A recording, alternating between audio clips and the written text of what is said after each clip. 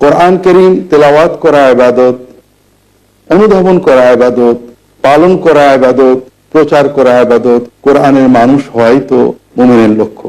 আর এই জন্যই আল্লাহ রাসূল সাল্লাল্লাহু আলাইহি ওয়াসাল্লাম তিলাওয়াতের ক্ষেত্রে সতর্কতা জানিয়েছেন আমাদেরকে, যেন তাড়াহুড়ো করে তেলাওয়াত না করি, অনুধাবন করে তেলাওয়াত করি। আব্দুল্লাহ ইবনে আমর ইবনে আস রাদিয়াল্লাহু তাআলা আনহু বলছেন, রাসূলুল্লাহ সাল্লাল্লাহু আলাইহি ওয়াসাল্লাম বলেছেন, মান ক্বারাআল কুরআন ফি আকাল্লা মিন সালাসিন লাম ইয়াফকাহু।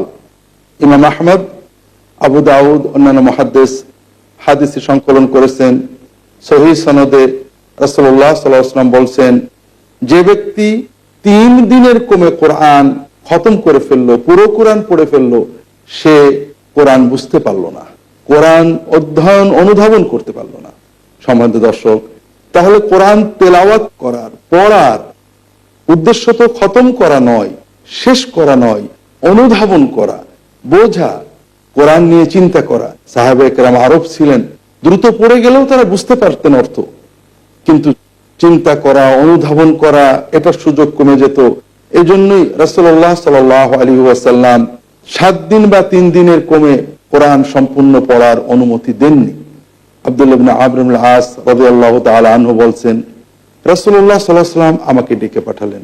তিনি আমাকে বললেন, আলাম উখবার আন্নাকা তাকুমুল লাইলা কুল্লাহ তাসুমুদ দাহরা ওয়া তাকরাউল কুরআন ফি কুল্লি লাইলা।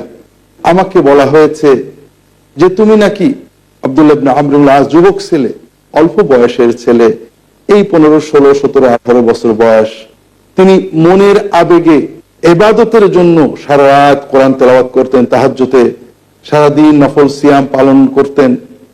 আর এই জন্যই রাসূলুল্লাহ সাল্লাল্লাহু আলাইহি ওয়াসাল্লাম জিজ্ঞাসা করলেন, আমাকে তো বলা হয়েছে তুমি নাকি সারা রাত কোরআন তেলাওয়াত করো, সারাদিন নফল সিয়াম পালন করো, কথা কি সত্য? আব্দুল্লাহ ইবনে আমর ইবনে আস বললেন, বালা ইয়া রাসূলুল্লাহ, লাম উরিদ মিনহু ইল্লা খায়রান। ইয়া রাসূলুল্লাহ, এটা তো ঠিক কথা, কিন্তু আমি তো এটা কোনো অন্যায় নিয়তে করিনি, আমি তো ভালো নিয়তে আল্লাহর সন্তুষ্টি অর্জনের জন্য করেছি। রাসূলুল্লাহ সাল্লাল্লাহু আলাইহি ওয়াসাল্লাম বললেন, ইকরাআল কুরআন ফি শাহর।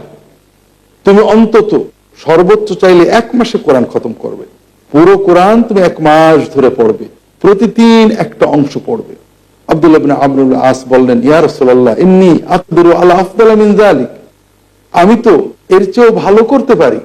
রাসূলুল্লাহ সাল্লাল্লাহু আলাইহি ওয়াসাল্লাম বললেন, প্রত্যেক 20 দিনে তুমি কোরআন খতম করো, 20 রাতে তুমি তাহাজ্জুদ কিয়ামুল লাইলে কোরআন পড়ে শেষ করো। রাসূলুল্লাহ সাল্লাল্লাহু আলাইহি ওয়াসাল্লামের সাহাবী, যুবক সাহাবী, অনেক বেশি ইবাদতের আবেগ, ইয়া রাসূলুল্লাহ, ইন্নী আকদিরু আলা আফদালা মিন যালিক, আমি তো এর চেয়েও ভালো পারি। রাসূলুল্লাহ সাল্লাল্লাহু আলাইহি ওয়াসাল্লাম বারবার যখন যুবক সাহাবী অনুরোধ করতে লাগলেন আরো একটু পড়ার অনুমতি দিতে, তিনি বললেন, ফাকরাহু ফি সাবঈন ওয়ালা আকাল্লা মিন যালিক। তুমি 7 দিনে কোরআন পূর্ণ পড়বে, এর চেয়ে বাড়াতে পারবে না, এর চেয়ে বেশি কোরআন কারীমকে 7 ভাগে ভাগ করে এক এক ভাগ এক এক রাত্রে, এর বেশি তুমি পড়বে না। ফাশাদ্দাতু আলাইহি ফাশাদ্দাদা আলাইয়া। আমি বারবার দাবি করতে লাগলাম এর চেয়ে একটু বেশি পড়ার অনুমতি দেন, তিনি অনুমতি দিলেন না। আর রাসূলুল্লাহ সাল্লাল্লাহু আলাইহি ওয়াসাল্লাম আরো পাশাপাশি বলে দিলেন যে, মান ক্বারাআল কুরআন ফি আকাল্লা মিন সালাস, যে ব্যক্তি 3 রাতের কমে কোরআন খতম করে ফেলবে, পূর্ণ পড়ে ফেলবে, সে ব্যক্তি কিছুই বুঝলো না, লাম ইয়াফকাহু, সে অনুধাবন করতে পারলো না, এই হৃদয়ঙ্গম করতে পারলো না। দর্শক, তাহলে কোরআন তেলাওয়াতের অর্থ তো হৃদয়কে নাড়ানো, ঈমানকে বৃদ্ধি করা, অনুধাবন করার চেষ্টা করা সাধ্য মতো, তবে অবহেলাটা ঠিক নয়। আর এই জন্যই আল্লাহ কোরআন কারীমে বারবার বলেছেন, কোরআনকে তিনি দিয়েছেন তাদাব্বুরের জন্য। আফালা ইয়াতাদাব্বারুনাল কুরআন আম আলা কুলুবিন আকফালুহা। তারা কি কোরআন নিয়ে একটু চিন্তা, একটু অনুধাবন, একটু গবেষণা করে না, নাকি অন্তরে তালামারা হয়ে গেছে? আল্লাহ তাআলা কোরআন কারীম অন্য জায়গায় বলছেন, এই কিতাব মুবারক, বরকতময়, আমি এটা নাজিল করেছি আপনার উপরে, যেন তারা এটার আয়াতগুলো অনুধাবন করে, তাদাব্বুর করে, তাফাক্কুর করে, চিন্তা করে, এর অর্থ নিয়ে মনের ভিতরে নাড়াচাড়া করে এবং এর থেকে উপদেশ গ্রহণ করে।